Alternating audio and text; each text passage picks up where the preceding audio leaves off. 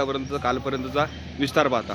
बघा, विस्तार पाहता एका बाजूला धनंजय मुंडे, पंकजाताई मुंडे यांना मंत्रिमंडळात स्थान दिलं, त्याबद्दल एका बाजूला खुशी असताना दुसरीकडे या गोष्टीचं आम्हाला दुःख आहे की भुजबळ साहेब आणि पडळकर साहेबांना का मंत्रिमंडळातून डावललं, या प्रश्नाचं उत्तर या महाराष्ट्रामधल्या ओबीसी बांधवांना मिळणं अपेक्षित आहे.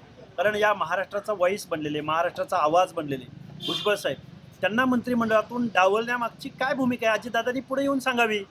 2.5 वर्ष मंत्र्यांना तुम्ही वाटून देणारे, एक वेगळा पायंडा पाडणारे अजितदादा, तुम्ही 2.5 वर्ष भुजबळ साहेबांना उपमुख्यमंत्रीपद देणार आहेत असं पुढे येऊन सांगा, आम्ही शांत बसू. तुम्ही जर 2.5 वर्ष मंत्रिपद घेणार असाल, 2.5 वर्ष उपमुख्यमंत्रीपद राहणार असाल, तर पुढचा कालावधी भुजबळ साहेबांना देणार असं सांगा.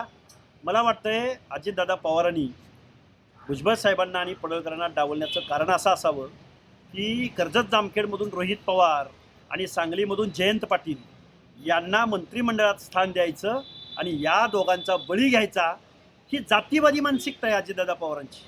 आज रोजी तरी आम्ही त्या निष्कर्षाप्रत आलेलो आहोत. कालपासून शेकडो कॉल आहेत या महाराष्ट्रातल्या ओबीसी बांधवांची.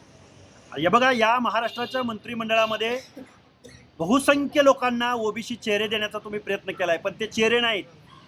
चेहरे भुजबळ साहेब आहेत, चेहरे पडळकर आहेत, चेहरे मुंडे बंधू भगिनी आहेत. त्यामुळं ओबीसीची लढाई ही अवघड लढाई आहे. ती लढाई लढायची असेल, जिंकायची असेल तर आम्हाला भुजबळ साहेब मंत्रिमंडळात हवे होते.